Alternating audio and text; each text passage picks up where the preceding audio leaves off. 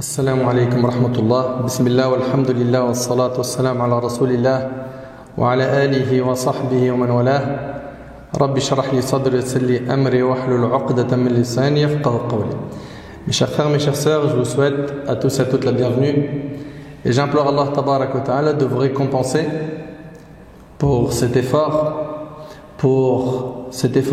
qui est de venir à la mosquée pour écouter le rappel d'Allah Tabarak wa Ta'ala.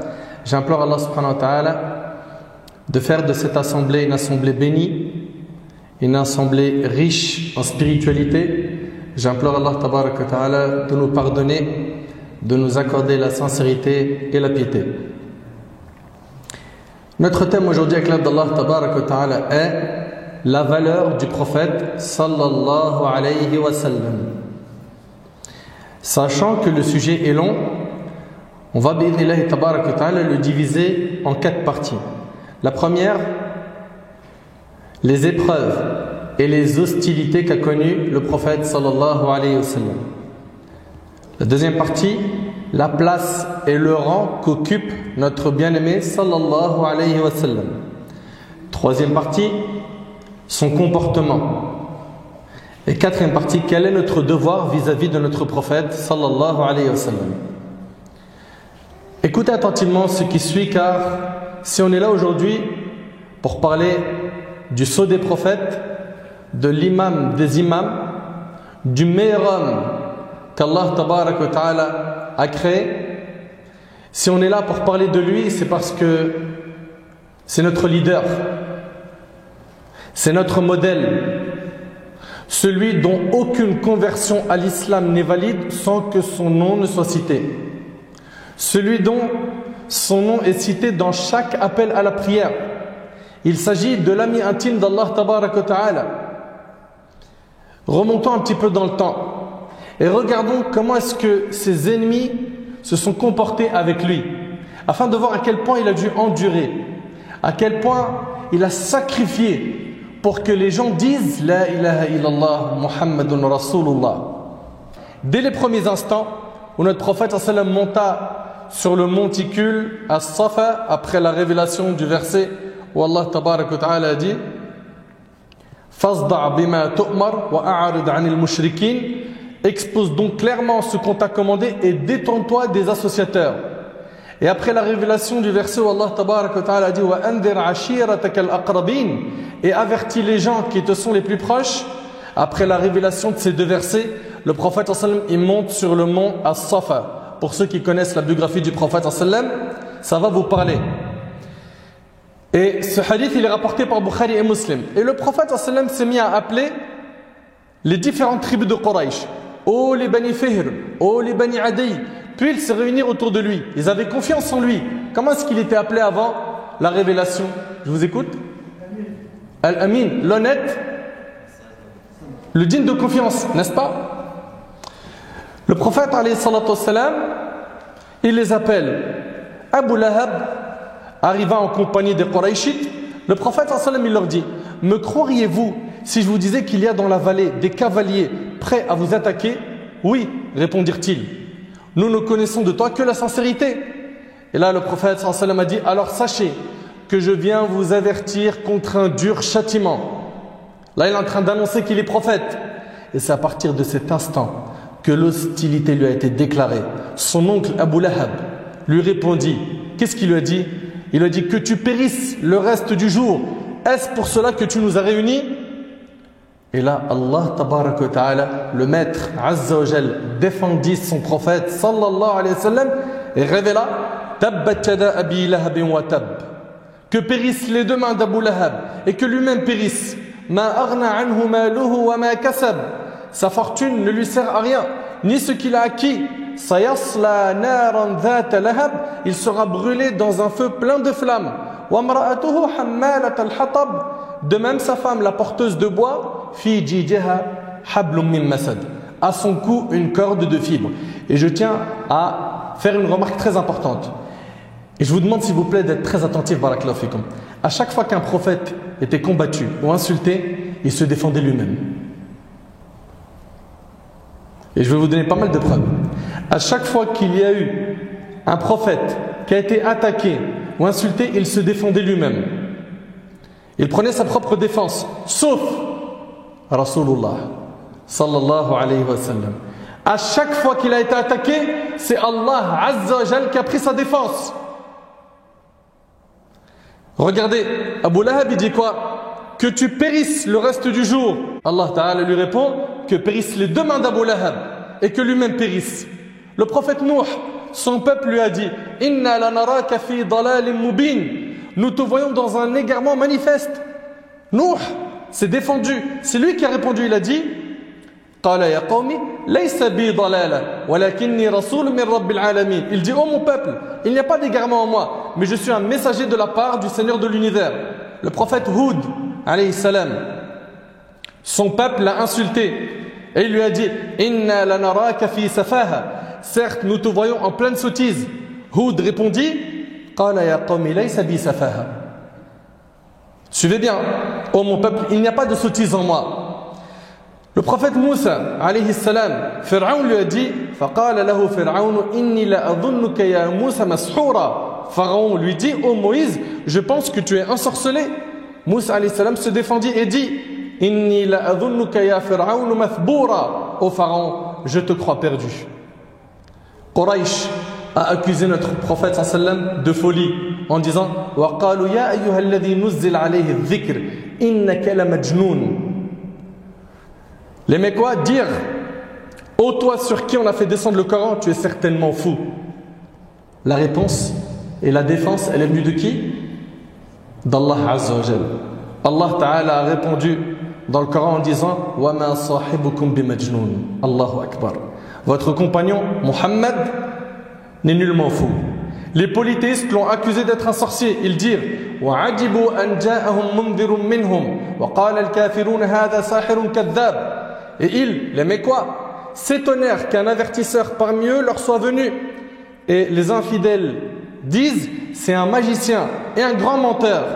Allah Azza wa Jal leur répondit dans Sourate Al-An'am فَإِنَّهُمْ لَا يُكَذِّبُونَكَ وَلَكِنَّ الظَّالِمِينَ بِآيَاتِ اللَّهِ يَجْحَدُونَ. Or vraiment, ils ne croient pas que tu es menteur, mais ce sont les versets, donc le Coran, mais ce sont les versets d'Allah que les injustes renient. Qu'est-ce qu'ils ont dit de lui? Ils n'ont pas dit que c'était un poète. وَيَقُولُونَ أَإِنَّ لَا تَارِكُوا آلِهَتِنَا لِشَاعِرٍ مَجْنُونَ. Et ils disaient allons-nous abandonner nos divinités pour un poète fou? Allah Azza wa Jalla répondit en disant وَمَا هُوَ بِقَوْلِ شَاعِرٍ قَلِيلًا مَا تُؤْمِنُونَ. Et ce n'est pas la parole d'un poète, mais vous ne croyez que très peu. Allah Tabarak wa Ta'ala dit également dans Sourate Al-Ma'idah Wallahu ya'asimuka minan nas.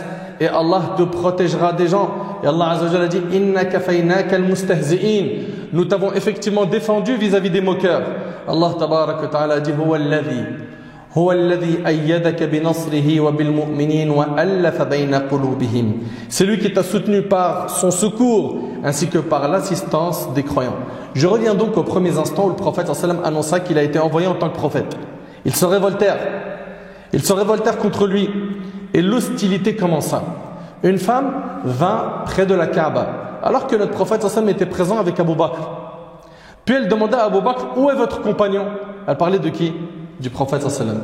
Elle a dit, si je le vois, je lui jetterai cette pierre au visage. Puis elle s'en alla.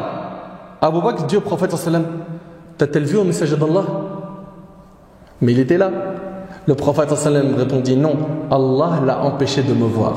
Rapporté par l'imam al-Bayhaqi avec une chaîne de transmission qui est bonne. Dans Sahih al-Bukhari d'après Ibn Mas'ud radiyallahu anhu, pendant qu'Abu Jahl et un groupe de ses amis étaient assis près de la Kaaba, Abu Jahl, vous connaissez Abu Jahl, hein? Quand il est mort, qu'est-ce qu'il a dit le prophète sallam sur lui?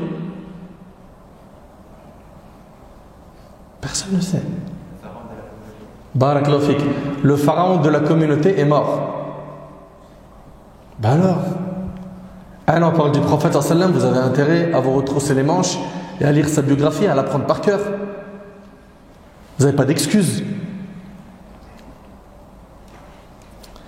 Ici, Abu Jahl, il leur a dit, qui d'entre vous est capable de prendre ses impuretés et les jeter sur le dos du prophète une fois qu'il sera prosterné? Uqba ibn Abi Mu'ayt se proposa de le faire et prit ses impuretés et attendit que le prophète sallam se prosterne, puis il les lui jeta sur le dos. Et pendant ce temps-là, Ibn Mas'ud, il regarde la scène sans pouvoir intervenir. Quraysh, quant à eux, se moquaient de qui? Du prophète sallallahu alayhi wa sallam. Notre prophète restera dans cette position jusqu'à ce que sa fille Fatima, radiallahu anha, la fille du prophète sallallahu alayhi wa sallam, jusqu'à ce que Fatima arriva et lui enleva ce qu'il avait sur son dos. Puis le prophète sallallahu alayhi wa sallam a invoqué en disant: Oh Allah, anéantir Quraysh. Et il a répété cela 3 fois. Allahumma alayka bi Quraysh thalatha marrat.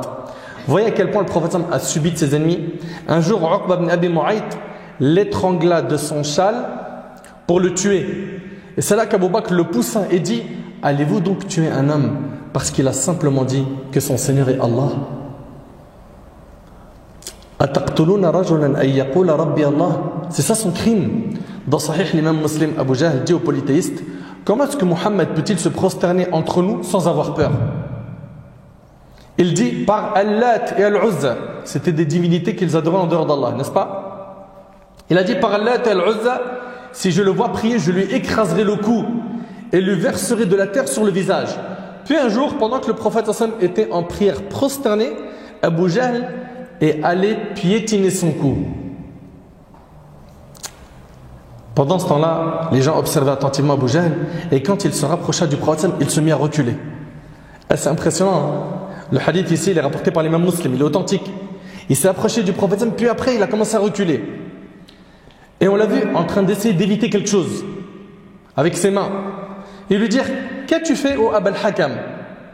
Il parle ici à Abu Jahl. Il leur a dit: il y a entre moi et Muhammad un fossé plein de feu de terreur et d'ailes, des ailes. Puis lorsque le prophète sallam termina sa prière, il dit: par celui qui tient mon âme dans sa main, Abu Jahl, s'il s'était rapproché de moi, les anges l'auraient déchiré en morceaux. Vous arrivez à comprendre que le prophète sallam, il est protégé par Allah tabarak wa ta'ala? Qui connaît l'histoire du prophète sallam à Taïf? Il lève la main. Qu'est-ce qu'il est arrivé au prophète sallam lorsqu'il est parti appeler les gens à l'islam à Taïf?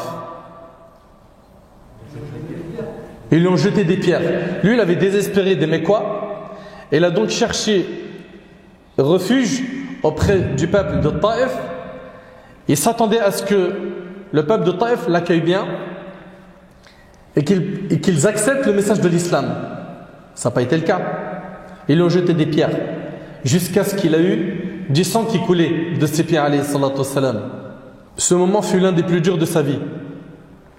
Subhanallah, soudainement, il lève la tête et il voit un nuage dont l'ombre l'enveloppa. Le prophète sallallahu alayhi wa sallam dit: je continue à regarder, puis j'aperçus au sein du nuage l'ange Gabriel, Jibril alayhi salam. Il m'appela et me dit: Allah a bien entendu ce qu'a proféré ton peuple contre toi et la façon dont ils t'ont traité. Alors, il t'a envoyé l'ange des montagnes. C'est un ange qui est responsable des montagnes.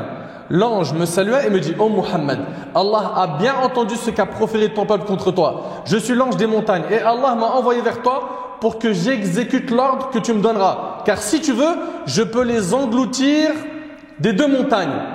Ce peuple de Taïf, je les écrase avec les 2 montagnes qui entourent Taïf. Là, le prophète sallallahu alayhi wa sallam, il vient d'être chassé. Et on lui a jeté des pierres. À votre avis, est-ce qu'il s'est vengé ici? Le prophète sallallahu alayhi wa sallam a dit non. Car de leur descendance, j'espère qu'Allah fera sortir des personnes qui adorent Allah seul sans rien lui associer. Vous avez vu sa bonté envers les gens qui ont voulu lui faire du mal. Puis après cela, il se rendit à Médine. Et le jour de son immigration, vous le connaissez, ils tentèrent de le tuer, mais en vain. Ils avaient mis quoi comme prix pour celui qui attrape le prophète sallallahu alayhi wa sallam? 100 chameaux. Qui a dit ça? Barakallahu fik akhi. 100 chameaux pour celui qui attrape le prophète sallallahu alayhi wa sallam. Il y a quelqu'un qui était sur le point de le faire. Il s'appelle Suraqa ibn Malik. Il n'y a que 2 frères qui ont étudié la biographie du prophète sallallahu alayhi wa sallam. Allez frères, soyez un peu sérieux. C'est pas possible. Non mais je suis vraiment sérieux là. C'est pas normal. On parle du meilleur homme qu'Allah subhanahu wa ta'ala a créé. On connaît que très peu d'informations sur lui. C'est normal? Là, si tout de suite je donne le nom d'un joueur de foot, son CV il est déjà dans ton cerveau. Il aime ça, il mange ça, il a fait tel voyage, il a divorcé, il s'est remarié, il a 2 gosses, le premier s'appelle comme ça. C'est pas honteux franchement? Vous avez pas assez de temps pour lire la biographie du prophète? Elle n'est pas intéressante? C'est pas lui le modèle qu'Allah Tabaraka wa Ta'ala a envoyé pour l'humanité? Ici le prophète sallam, le jour de sa hijra, ça a été difficile. Il s'installe à Médine, ça ne s'arrête pas. Badr, Uhud, Al-Ahzab, ça continue. Après le pacte de l'Hudaybiyah, ça avance. Khaybar, c'était compliqué. Il a eu beaucoup d'épreuves, alayhi salatu wassalam. On a calomnié son épouse Aïcha radiyallahu anha. On a tué son oncle Hamza à Uhud, n'est-ce pas? Ahbab al-kiram, je le dis, je le répète, gardez bien en tête s'il vous plaît une chose. Rien, j'ai bien dit rien, aucune parole, aucune insulte ne peut atteindre le prophète sallallahu alayhi wa sallam. Celui qui s'en prend au prophète sallallahu alayhi wa sallam, c'est comme quelqu'un qui essaie de cracher sur le soleil. Et qui a élevé le rang de notre bien-aimé sallallahu alayhi wa sallam? Qui? Allah tabaraka wa ta'ala. Et là on entame la deuxième partie, le rang du prophète sallallahu alayhi wa sallam. Vous le savez ahbab al-kiram, Allah tabaraka wa ta'ala a créé la création. Il a regardé le cœur de toutes les créatures et il a choisi parmi elles, écoutez bien, les prophètes. Puis il a regardé le cœur des prophètes et il a choisi les messagers. Puis il a regardé le cœur des messagers et parmi eux il a choisi les doués de fermeté qui sont Nuh, Ibrahim, Moussa, Isa et Muhammad alayhim salam. Puis il regarda leur cœur à ces 5 et il a choisi les 2 amis intimes d'Allah, Al-Khalilan, Ibrahim al-Khalil et Muhammad sallallahu alayhi wa sallam. Puis Allah a choisi et élu Muhammad sallallahu alayhi wa sallam. Il l'aura privilégié sur toute sa création, élevé sa renommée, immensifié sa valeur, rendu puissant son rang. Et wallahi, ne connaît véritablement la valeur du prophète que le Seigneur le Très-Haut. Dans son livre sacré Al-Qur'an, Allah n'aura cessé de le complimenter, d'en faire des éloges, de le vanter. Allah tabaraka wa ta'ala l'a complimenté dans sa raison et son esprit en disant Ma dalla sahibukum wa ma gawa. Votre compagnon ne s'est pas égaré et n'a pas été induit en erreur. Allah l'a vanté dans sa parole et dans ses propos lorsqu'il a dit Azza wa Jal Wa ma yantiqu anil hawa in huwa illa wahyu yuha. Et il ne prononce rien sous l'effet de la passion. Ce n'est rien d'autre qu'une révélation inspirée. Allah a vanté son professeur et son enseignant lorsqu'il a dit Azza wa Jal Allamahu shadidul quwa. Lui a enseigné l'ange Gabriel à la force prodigieuse. Qui a été son professeur? Jibril alayhi salam. Allah Azza wa Jal a vanté son cœur lorsqu'il a dit Ma kadhaba al-fuadu ma ra'a. Le cœur n'a pas menti en ce qu'il a vu. Allah Azza wa Jal a vanté sa vue lorsqu'il a dit dans Sourate An-Najm Ma zagha al-basar wa ma tagha. La vue n'a nullement dévié ni outrepassé la mesure. Allah Azza wa Jal l'a vanté aussi en citant la meilleure de ses qualités dans Sourate Al-Qalam. Et tu es certes d'une moralité éminente. Ne lui a-t-il pas ouvert la poitrine et l'a purifié? Alam nashrah laka sadrak. Allah Ta'ala dit n'avons-nous pas ouvert pour toi ta poitrine? Ne lui a-t-il pas enlevé son fardeau qui pesait sur son dos? Wa wada'na 'anka wizrak alladhi anqadha dhahrak. Et ne t'avons-nous pas déchargé du fardeau qui accablait ton dos? Ne lui a-t-il pas élevé son rappel et sa renommée? Wa rafa'na laka dhikrak. Et exalté pour toi ta renommée. Allah Azza wa Jalla a fait en sorte que dans ce monde, et ceci jusqu'à la fin des temps, le nom de Muhammad sallallahu alayhi wa sallam soit celui qui soit le plus évoqué, le plus prononcé, le plus purifié. Allah nous a ordonné de prier sur le prophète sallallahu alayhi wa sallam lorsqu'on parle de lui. Mais plus que cela, Allah Azza wa Jal lui-même prie sur lui. Il l'évoque Azza wa Jal dans les grandes assemblées. Les anges prient sur lui. Inna Allah wa malaikatahu yusalluna ala an-nabi. Ya ayyuhalladhina amanu sallu alayhi wa sallimu taslima. Certes, Allah et ses anges prient sur le prophète. Ô vous qui croyez, priez sur lui et adressez-lui vos salutations. Et certes, la prière sur le prophète sallam, c'est le fait de demander à Allah qu'il évoque le prophète sallam dans les hautes assemblées auxquelles assistent les anges et de lui faire des éloges auprès des anges. Le prophète sallam n'est pas un homme comme les autres. Mais il leur a été évoqué, écoutez bien, est lié avec le nom d'Allah. Et en plus de cela, Allah Azza wa Jal, lorsqu'il s'est adressé dans son livre sacré à tous les prophètes, il les a appelés par leur nom particulier et spécifique. Chaque prophète, Allah subhanahu wa ta'ala, l'a appelé par son prénom. Uniquement son prénom. Méditez. Wa ya Adam, uskun anta wa zawjuka al-jannah. Ô Adam, habite le paradis toi et ton épouse. Ya Ibrahim, qad saddaqta ar-ru'ya. Ibrahim, tu as confirmé la vision. Ya Moussa, inni ana Allah, Rabbul alamin. Ô Moïse, c'est moi Allah, le Seigneur de l'univers. Ya Isa, inni mutawaffika wa rafi'uka ilayya. Ô Jésus, certes, je vais mettre fin à ta vie terrestre et t'élever vers moi. Ya Yahya, khudhil kitaba biqawwa. Ô Yahya, tiens fermement le livre. Ya Zakaria, inna nubashiruka bighulamin ismuhu Yahya. Ô Zakaria, nous t'annonçons la bonne nouvelle d'un fils. Son nom sera Yahya. Allah Azza wa Jal n'a jamais appelé le prophète par son propre nom, Muhammad. Mais il l'appelle en lui rappelant sa qualité de prophète. Méditez avec moi. Ya ayyuhan nabi, inna arsalnaka shahidan wa mubashiran wa nadhira. Ô prophète, nous t'avons envoyé pour être témoin, annonciateur, avertisseur. Allah Ta'ala a dit Ya ayyuhar rasoul, balligh ma unzila ilayka min rabbik, wa in lam taf'al fama ballaghta risalatah, wallahu ya'simuka minan nas. Ô messager, transmets ce qui t'a été descendu de la part de ton Seigneur. Si tu ne le faisais pas, alors tu n'auras pas communiqué son message et Allah te protégera des gens. Ya ayyuhal muzammil, qumil layla illa qalila. Ô toi l'enveloppé dans tes vêtements, lève-toi pour prier dans la nuit, excepté une petite partie. Ya ayyuhal muddaththir, qum fa'anzir. Ô toi Muhammad, le revêtu d'un manteau, lève-toi et avertis. Il ne l'a jamais appelé. Il n'a pas dit, et vous ne trouverez jamais dans le Coran Muhammad seul. Mais si vous voyez Muhammad quelque part, il y aura derrière quoi? Rasulullah. Sallallahu alayhi wa sallam. Allah tabaraka wa ta'ala dit Muhammadun Rasulullah. Muhammad est le messager d'Allah. Ma kana Muhammadun aba ahadin min rijalikum walakin Rasulallah wa khatam al-nabiyyin. Muhammad n'a jamais été le père de l'un de vos hommes, mais le messager d'Allah et le dernier des prophètes. Allah est omniscient. C'est lui pour lequel nous invoquons Allah afin qu'il lui accorde al-wasila. C'est quoi al-wasila? C'est la plus haute place et le plus haut degré du paradis.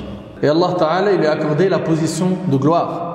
وَمِنَ اللَّيْلِ فَتَهَجَّدْ بِهِ نَافِلَةً لَكَ عَسَىٰ أَن يَبْعَثَكَ رَبُّكَ مَقَامًا مَحْمُودًا. Et de la nuit, consacre une partie avant l'aube pour des prières surrogatoires afin que ton Seigneur te ressuscite dans une position de gloire. Qu'est-ce que la position de gloire? Abdullah ibn Amr ibn al-As radiyallahu anhuma rapporte qu'il a entendu le messager d'Allah sallallahu alayhi wa sallam dire quand vous entendez l'appel du muazzin, celui qui fait l'appel à la prière, quand vous entendez son appel, dites après lui la même chose. C'est-à-dire quoi? Quand il dit Allahu Akbar, qu'est-ce qu'on dit? Allahu Akbar. Quand il dit Ashhadu an la ilaha illallah, qu'est-ce qu'on dit? Ashhadu an la ilaha illallah. N'est-ce pas? On va répéter pareil, sauf quand il dit Hayya ala salah, Hayya ala al-falah. Là ici, qu'est-ce qu'on dit là? À ce moment-là, on dit La hawla wa la quwwata illa billah. N'est-ce pas? Et à la fin, quand on termine, qu'est-ce qu'on dit? Allahumma rabb hadhihi ad-da'wati at-tamma was-salati al-qa'ima ati Muhammadan al-wasila wal-fadila. Al-wasila, c'est quoi? Wal-fadila wab'ath maqaman mahmoudan alladhi wa'adta. N'est-ce pas? Ici dans le hadith, le prophète sallallahu alayhi wa sallam dit quand vous entendez l'appel du muazzin, dites après lui la même chose. N'est-ce pas? Vous dites la même chose que lui. Puis priez sur moi, car quiconque prie sur moi une fois, Allah priera sur lui 10 fois en retour. Quand on prie sur le prophète sallallahu alayhi wa sallam, on a dit ça veut dire quoi exactement? Levez la main. Ouais. Qu'est-ce que ça veut dire? Allahumma salli ala Muhammad. Je parle la traduction en français. Vous allez me dire, ça veut dire Allah prie sur le prophète. Ouais. On demande à Allah de faire des éloges du prophète auprès des anges. Et bien celui qui prie sur le prophète une fois, Allah il prie sur lui 10 fois. Allah tabarak wa ta'ala, en retour, il va faire tes éloges à toi auprès des anges 10 fois. Je ne sais pas si on arrive à réaliser. Non, on ne réalise pas, il faut dire la vérité, on ne réalise pas. C'est vrai ou pas? On ne réalise pas.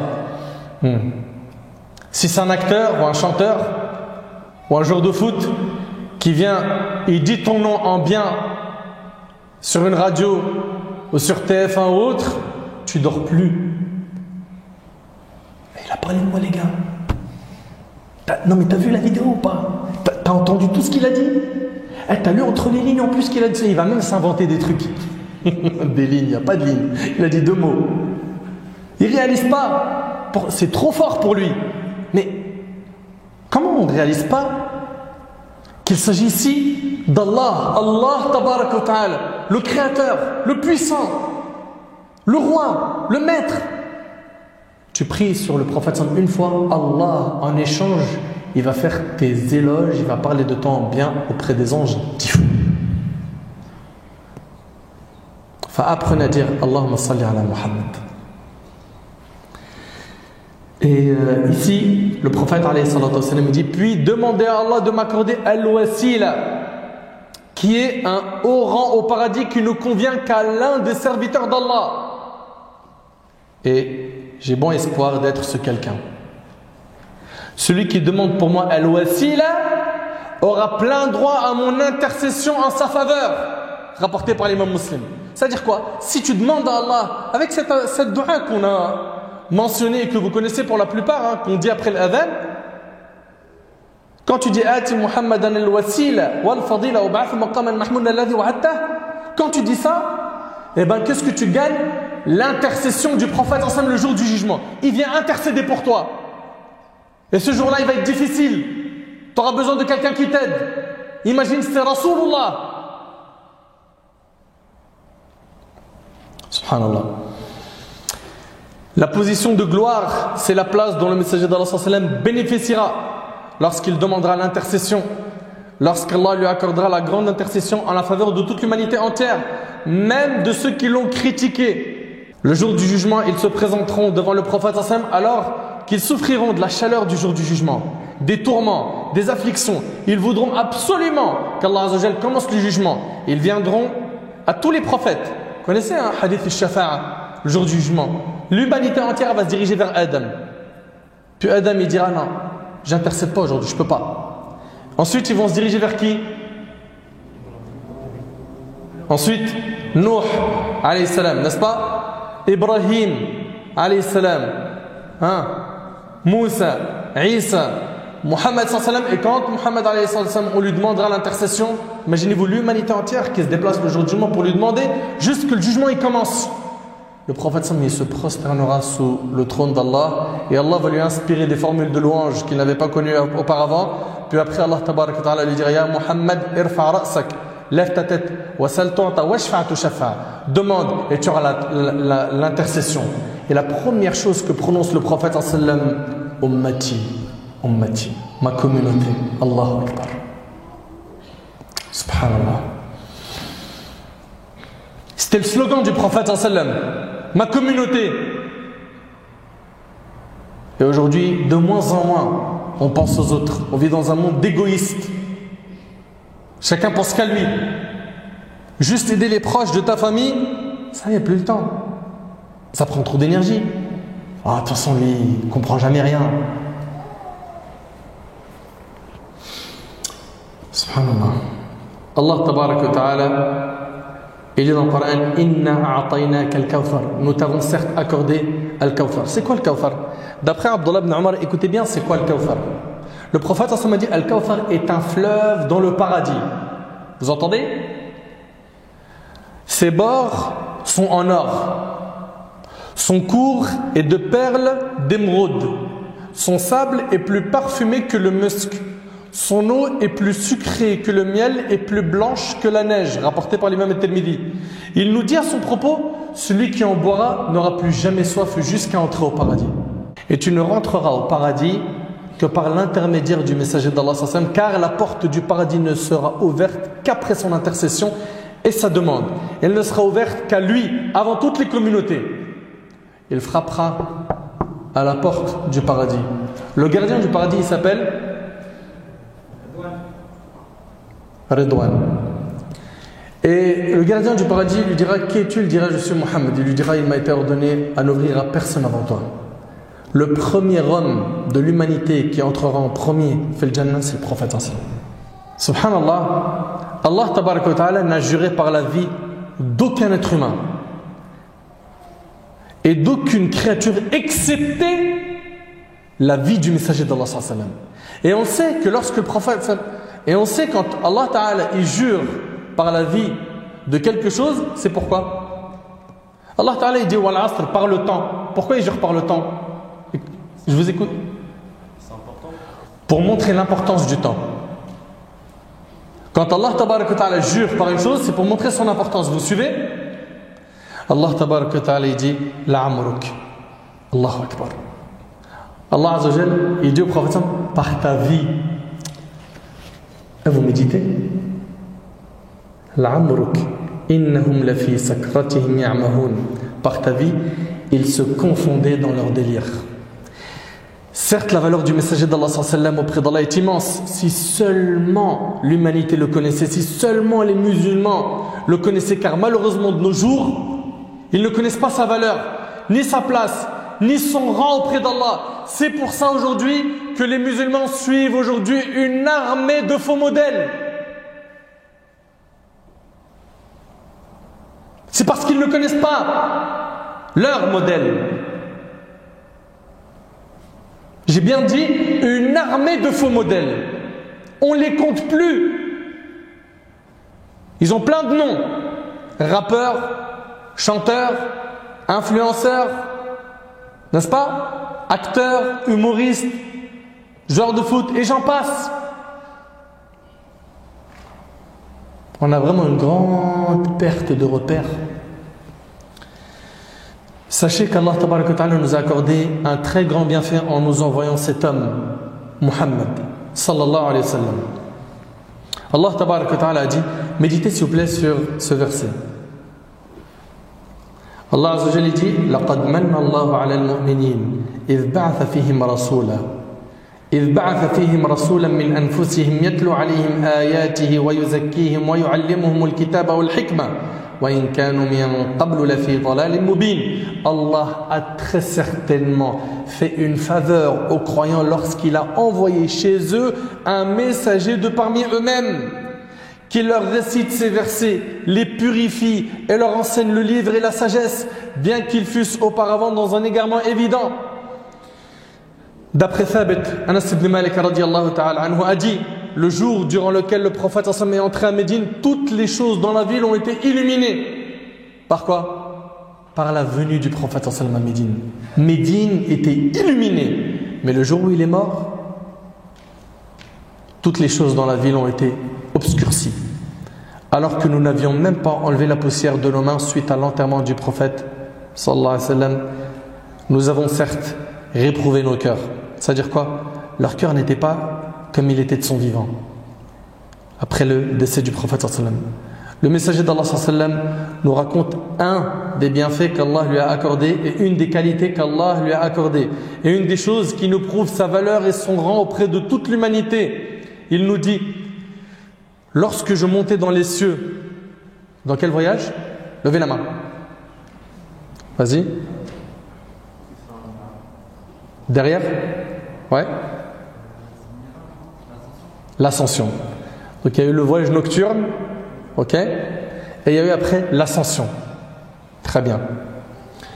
Ici, quand il a fait ce voyage sur le dos de Jibril, à un moment donné, il est arrivé à un endroit où Jibril ne pouvait plus avancer. C'était en direction de quoi? Sidratul Muntaha, le lotus de la limite. Arrivé à ce moment-là, Jibril s'est arrêté, il lui a dit, continue au messager d'Allah, je ne peux pas continuer. Il dit, ce fut la première fois qu'un être humain atteignait cet endroit, même les anges ne l'avaient pas atteint, même Jibril n'a pas pu atteindre cet endroit. Il n'a pas pu accompagner le messager d'Allah sallallahu alayhi wa sallam. Nous déduisons de tout cela que le prophète est plus noble que tous les prophètes. Car c'est lui qui a été envoyé à toute l'humanité. Il est meilleur que les anges. meilleur que Jibril. Allah tabarak wa ta'ala dit: وَمَا أَرْسَلْنَاكَ إِلَّا رَحْمَةً لِلْعَالَمِينَ. Et nous ne t'avons envoyé qu'en miséricorde pour l'univers. Allah ta'ala dit: قُلْ يَا أَيُّهَا النَّاسِ إِنِّي رَسُولُ اللَّهِ إِلَيْكُمْ جَمِيعًا. Dis ô hommes, je suis pour vous tous le messager d'Allah. Dans la version d'Ibn Hibban, le prophète sallallahu alayhi wa sallam a dit: et moi je suis sans orgueil le maître des fils d'Adam. Vous entendez? Troisième partie, son comportement qui fut extraordinaire. Dans le hadith rapporté par l'imam Ahmad, le prophète sallallahu alayhi wa sallam a dit: j'ai été envoyé pour parachever les nobles caractères. Le prophète sallallahu alayhi wa sallam épuisait tout son comportement d'où? Du Coran. Lorsqu'on a interrogé sa femme Aïcha radiallahu anha au sujet du comportement du prophète sallallahu alayhi wa sallam, elle répondit au questionnaire: ne lis-tu donc pas le Coran? Il répondit: bien sûr que si. Elle dit alors: le comportement du messager d'Allah était le Coran, rapporté par Muslim. Le prophète sallallahu alayhi wa sallam a été la plus grande école du comportement qui n'ait jamais existé. Son comportement était historique. Le chercheur américain Michael Hart, c'était pas un musulman. Il a écrit un livre qu'il a appelé les 100 personnalités les plus influentes de l'histoire. Et il a dit: l'homme le plus influent de l'histoire de l'humanité fut Mohammed. Qu'est-ce qu'on sait de lui? Qu'est-ce qu'on connaît de lui? Son comportement était non seulement exemplaire, mais en plus de cela, personne n'a eu un comportement comme le sien. Sachez que son comportement était extraordinaire. Le Négus, c'était le roi d'Abyssinie. Il a tellement été étonné du comportement du prophète sallallahu alayhi wa sallam, Ja'far ibn Abi Talib lui a présenté l'islam. Il a embrassé l'islam. Imaginez-vous, un roi, et il entre à l'islam en écoutant cette présentation du compagnon Ja'far radiallahu anhu. Héraclius, l'empereur byzantin, lui aussi a été impressionné du comportement du prophète sallallahu alayhi wa sallam lorsqu'Abou Sufyan lui en a parlé. Il a tellement été impressionné qu'il a dit à Abou Sufyan: quant à moi, si je savais, écoutez bien, si je savais pouvoir parvenir jusqu'à lui, je m'efforcerais par tous les moyens d'aller le retrouver, et dès que je serai auprès de lui, je lui laverai les pieds. Allahu Akbar. Mais tout ça c'est dans les livres d'histoire, on vous invente rien. Héraclius qui dit: si moi je pouvais l'atteindre, je lui laverais les pieds. Subhanallah. Regardez aujourd'hui le résultat de la da'wa d'un homme. Environ 2 milliards de musulmans sur terre.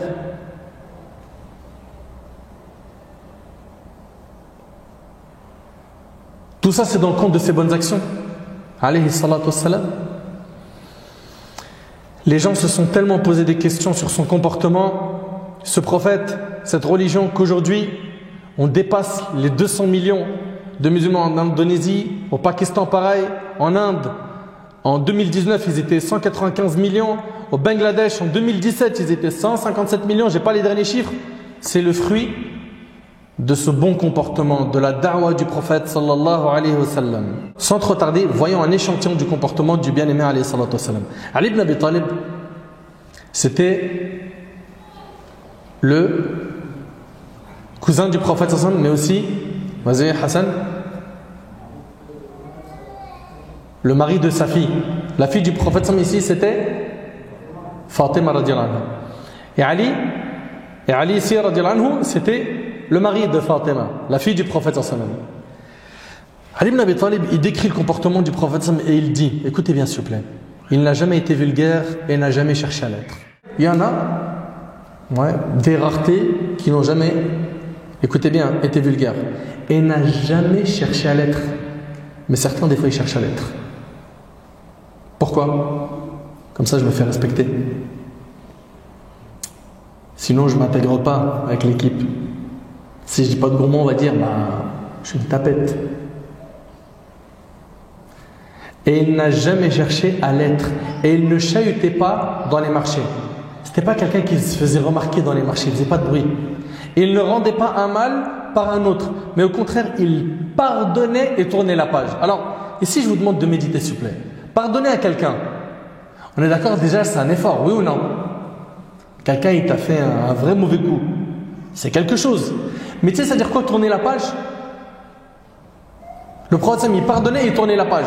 Tu peux dire à quelqu'un je t'ai pardonné, mais tu n'as pas tourné la page, il te reste encore ici quoi? Quelques petites taches dans ton cœur.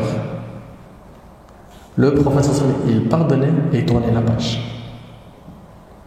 Et à chaque fois que je parlais avec quelqu'un, quand on litige avec un autre, je dis, mais akhi, pardonne, Allah il va te pardonner.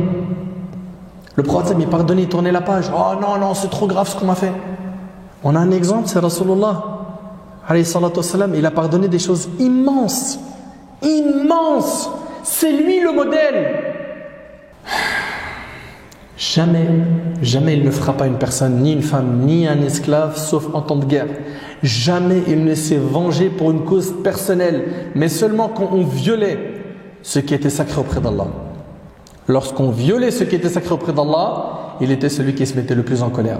Toujours, lorsqu'il avait le choix entre deux choses, il choisissait la plus facile d'entre les deux, tant qu'elle ne renfermait pas un interdit. C'était quelqu'un de facile à vivre. Lorsqu'il entrait chez lui, il était un homme parmi les hommes. Il lavait ses vêtements, trayait ses bêtes et s'occupait lui-même de ce dont il avait besoin.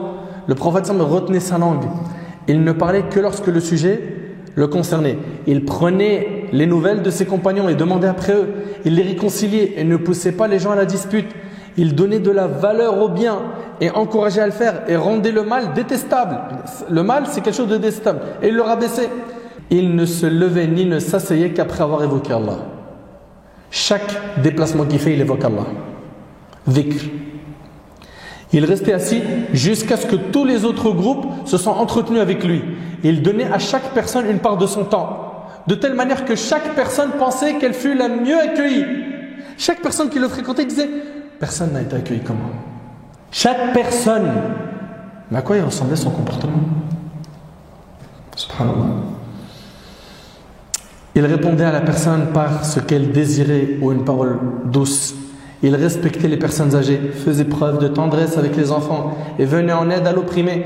Il était agréable au regard et faisait preuve d'un excellent comportement. Il était doux et n'était point rude, au cœur dur, ni critiqueur, ni avare. Il était ouvert à tous et possédait le meilleur langage. Et ses relations avec autrui étaient des plus louables. Frères et sœurs, ce n'est qu'un résumé sur son comportement. Wallahi, si vous méditez sur son comportement, vous allez vraiment être fasciné. Il y a de quoi vraiment être fier d'être musulman quand on voit qui était notre leader, qui était notre modèle, sallallahu alayhi wa sallam, l'honnête, le digne de confiance. Subhanallah, il quitte la Mecque comme vous le savez, pour émigrer et aller à Médine. Il laisse Ali ibn Abi Talib à Mecca pour restituer les dépôts des gens, rendre les dépôts, les amanats, les choses qu'on lui a confiées. Alors qu'il pourrait se dire quoi? Attends, ils ont fait du mal aux compagnons, ils en ont torturé plein, ils ont voulu me faire du mal, ils m'ont fait du mal. Allez, leurs biens, on les prend. Non. Il n'était pas, alayhi salatu wassalam, de ceux qui agissaient de la sorte. Il avait beaucoup de miséricorde. Le jour de la conquête de la Mecque, ils étaient 10 000 musulmans. Les Mecquois, c'était comme ça. Ils voient les musulmans arriver en force. Et là, il leur dit, que pensez-vous que je vais faire de vous? Ils lui ont dit, tu es un frère généreux, fils d'un frère généreux. En 2 mots, sois cool avec nous. Et derrière, il y a plus d'une vingtaine d'années, ça a été très difficile, n'est-ce pas? Le prophète il leur dit, partez, vous êtes libres. Partez, vous êtes libres. Et il pardonne. Subhanallah. En temps de guerre, généralement, les gens ne connaissent pas l'éthique, la morale, le bon comportement. Regardez. Le prophète, il se dirige vers Badr pour combattre. Il avait besoin de compagnons. Pendant ce temps-là, les mouchriquins, les polythéistes avaient attrapé 2 compagnons, parmi eux Hudhayfa ibn al-Yaman. Ils les ont attrapés, d'accord? Et ils les ont relâchés. Il leur a dit, mais attention, on vous relâche, mais ne combattez pas avec le prophète sallam à Badr. Ok? Une fois relâchés, ils sont partis voir le prophète sallam. Ils lui ont raconté ce qui s'est passé. Après la fin de leur histoire, le prophète m'a dit, respectez votre engagement. Vous écoutez? Il aurait pu dire, non mais attendez, ils sont sérieux.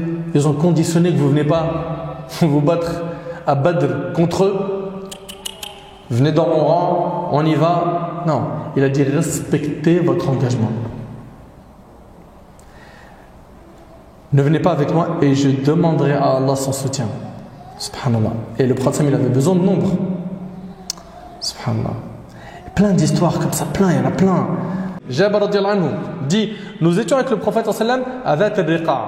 Étant parvenus à un arbre à l'ombre dense, nous y laissâmes le prophète sallam. L'un des idolâtres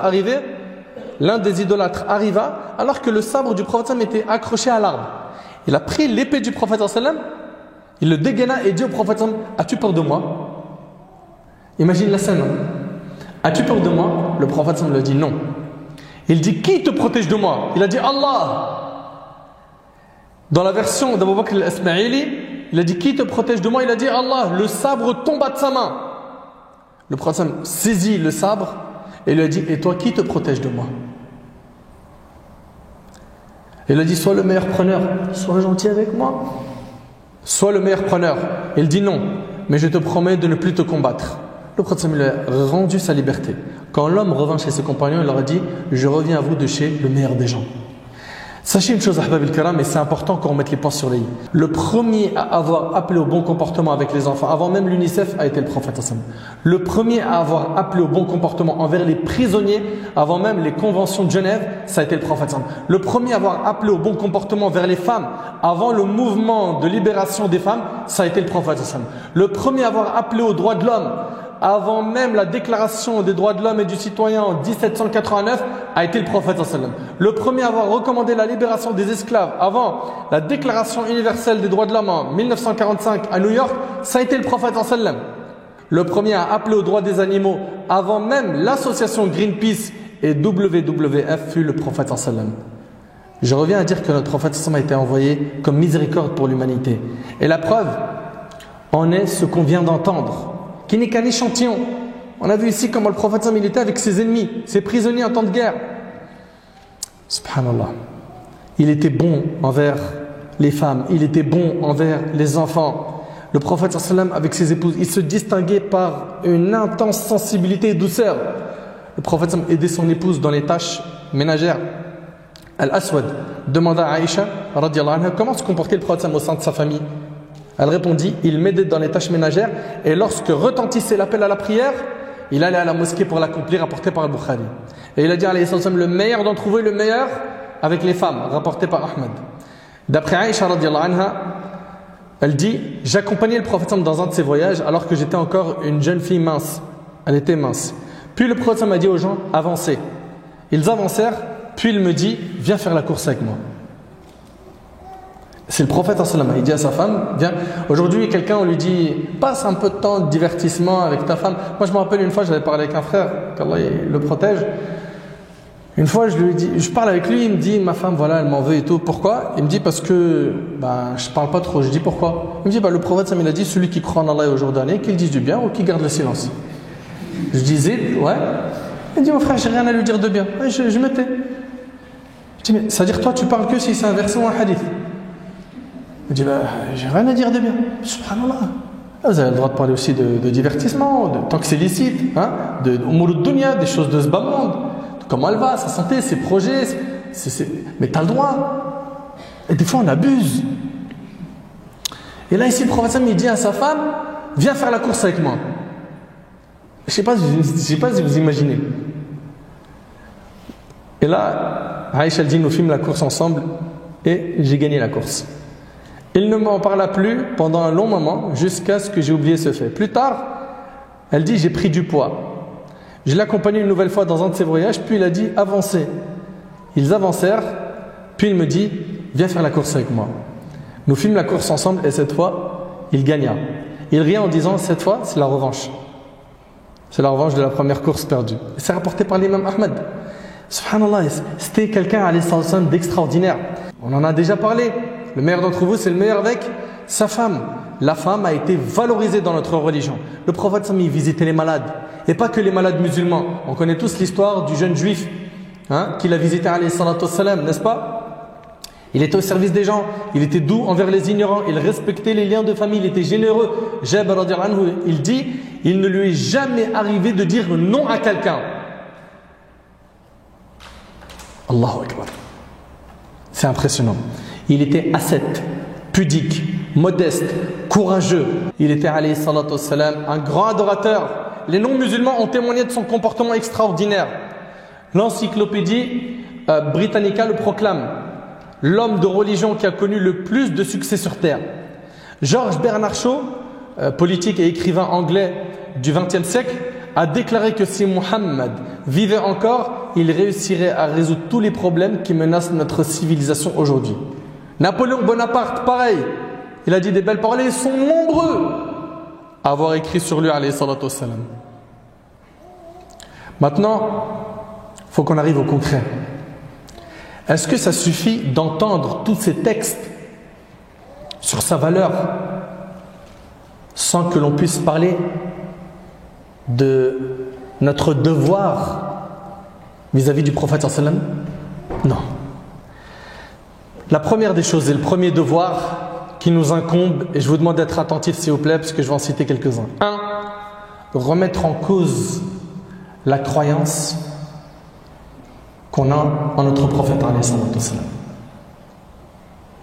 Je suis désolé, ça va piquer un peu les oreilles.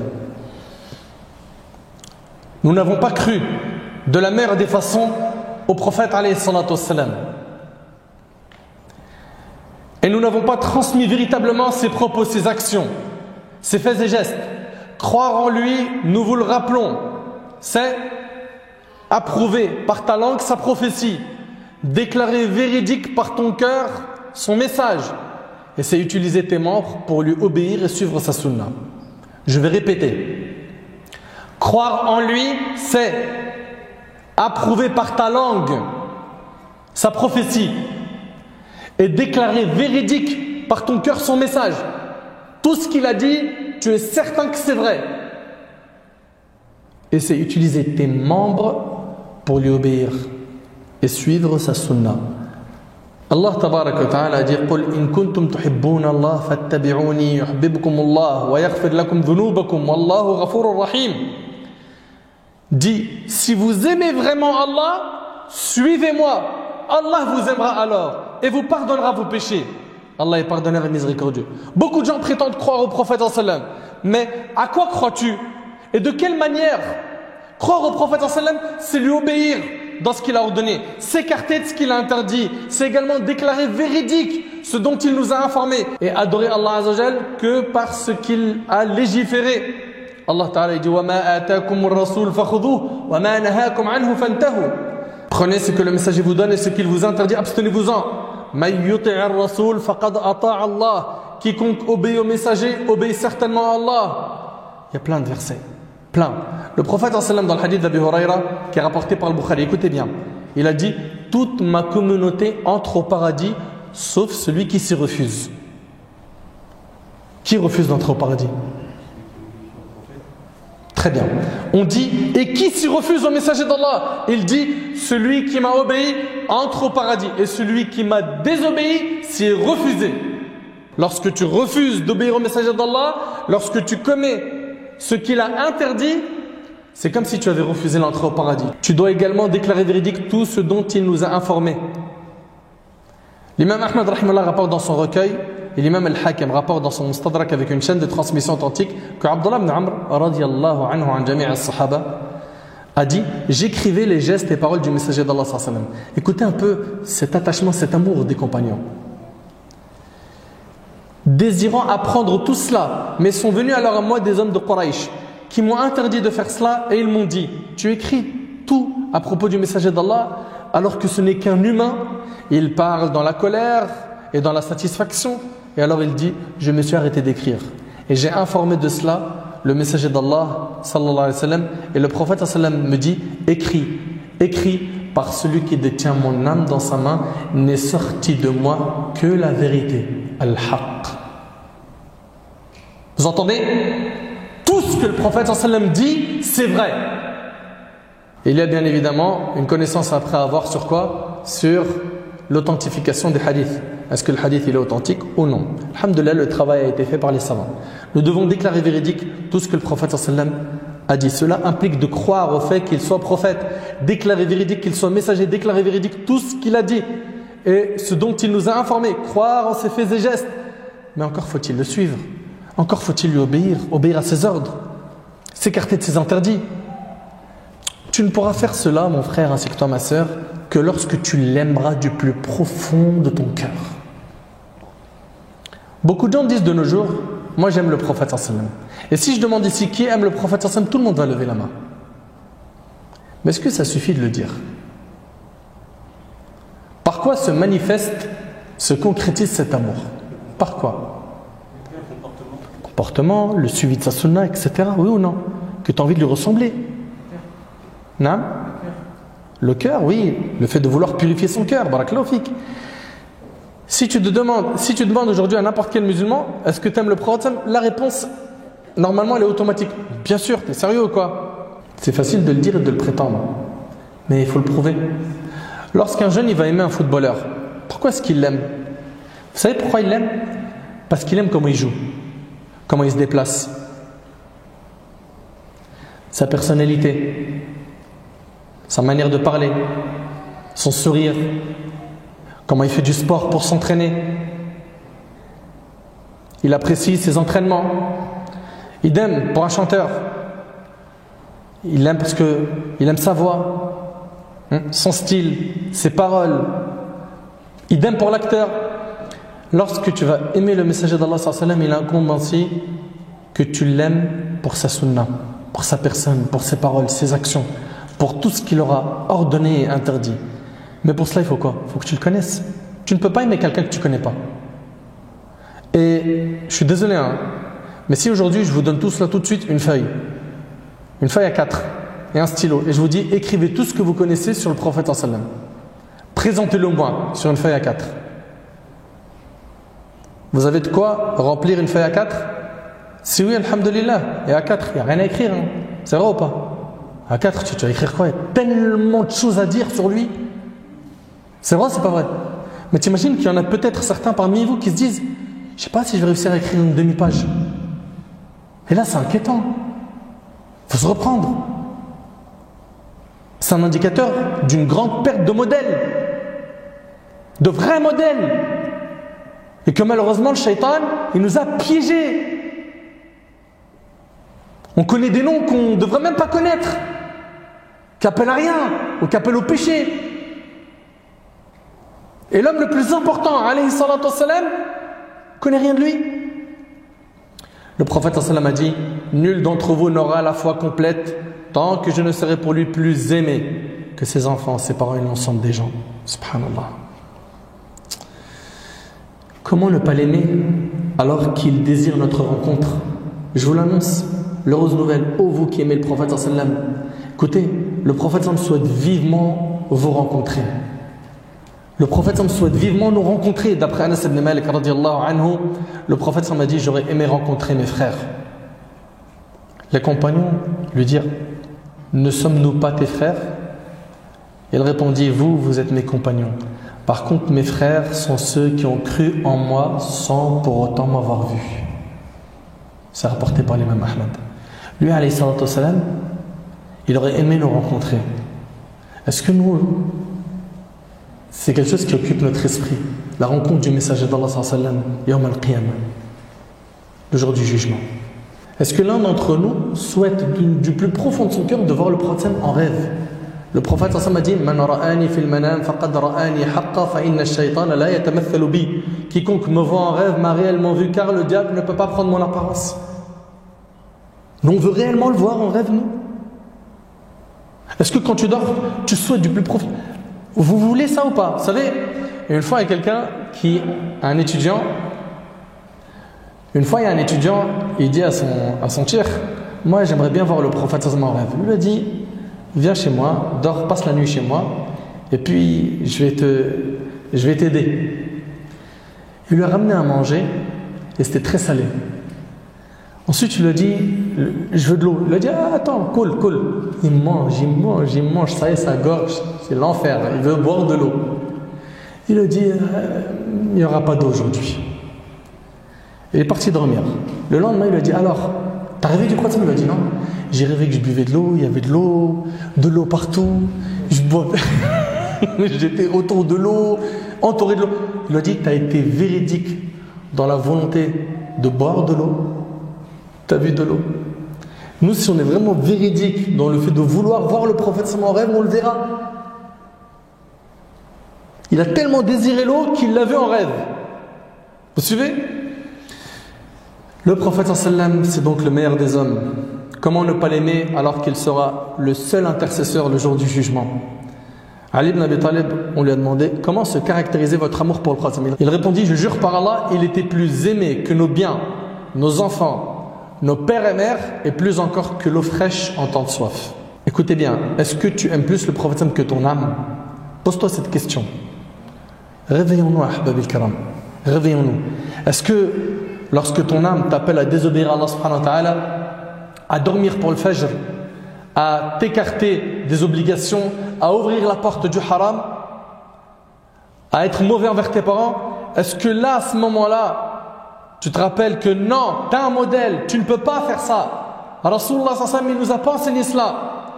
Parmi les obligations que nous avons également vis-à-vis de notre bien-aimé alayhi salatu wa sallam, on vous a dit, c'est de suivre sa sunna, son chemin, sa voie. Donc on a dit, il faut revoir notre croyance envers lui. Il faut lui obéir, suivre sa sunna. Également, transmettre son message. Transmettez sa vie. Mais déjà, il faut la connaître. Combien de gens ignorent la vie du prophète sallallahu alayhi wa sallam? Combien de gens connaissent par cœur la vie de footballeurs et d'acteurs, d'actrices, de chanteurs, mais ils ne connaissent pas grand-chose sur le prophète sallallahu alayhi wa sallam. Apprends sa vie en fournissant un effort personnel. Ouvre les livres, assiste aux conférences sur sa biographie, la sira du prophète sallallahu alayhi wa sallam. Parle-en avec ta famille. Tu as appris, transmets. Tu es un ambassadeur de l'islam. Le prophète sallallahu alayhi wa sallam, il a dit Ballighu anni walaw aya. Transmettez de ma part ne serait-ce qu'un verset. Tu as un devoir de transmission à ton échelle, à ton niveau, comme tu le peux. D'accord? En maîtrisant bien le sujet que tu vas aborder. N'oublie pas, Allah Ta'ala a dit قُلْ هَذِهِ سَبِيلِ أَدْعُو إِلَى اللَّهِ عَلَى بَصِيرَةٍ أَنَا وَمَنِ اتَّبَعَنِي. Dis, regardez le prophète, il dit quoi? Voici ma voix. J'appelle les gens à la religion d'Allah. Moi et ceux qui me suivent, nous basons sur une preuve évidente. Nous sommes tous responsables du dépôt que nous a confié le messager d'Allah sallallahu alayhi wa sallam, cette religion. Il n'y a plus de prophète après lui. Nous sommes nous maintenant les ambassadeurs de cette religion, chacun à son échelle, chacun avec ses moyens. Il faut se donner les moyens. Comment? En apprenant la langue arabe, en apprenant le Coran, en apprenant la religion. On ne peut pas rester comme ça, au point mort, on ne bouge pas. Ça n'existe pas, rester en stagnant. Il n'y a pas, tu ne stagnes pas dans le dîn. Soit tu avances, soit tu recules. Je récapitule. Remettons en cause la croyance qu'on a en notre prophète sallallahu alayhi wa sallam. Croire en lui, c'est l'aimer. Obéir au prophète sallallahu alayhi wa sallam, le suivre, transmettre sa sunna et prier sur lui. Le prophète sallallahu alayhi wa sallam a dit, et c'est avec ça que je termine, celui qui prie sur moi une fois, Allah priera sur lui 10 fois à cause d'elle, rapportée par l'imam muslim. J'implore Allah tabaraka wa ta'ala d'enrichir nos connaissances sur notre bien-aimé Muhammad sallallahu alayhi wa sallam. J'implore Allah tabaraka wa ta'ala de nous faciliter de mettre en pratique ce qui a été écouté aujourd'hui. J'implore Allah Azza wa Jal de faire que notre prophète soit notre modèle dans le concret, que ce ne soit pas que des paroles. J'implore Allah tabaraka wa ta'ala de vous préserver, de vous récompenser pour votre écoute attentive. Sallallahu subhanahu wa ta'ala yanfa'ni bima qultu yanfa'akum bima sami'tum. هذا ما أعلم الله عز وجل أعلى وأعلم. سبحانك اللهم بحمدك أشهد أن لا إله إلا أنت أستغفرك وأتوب إليك وآخر دعوانا الحمد لله رب العالمين.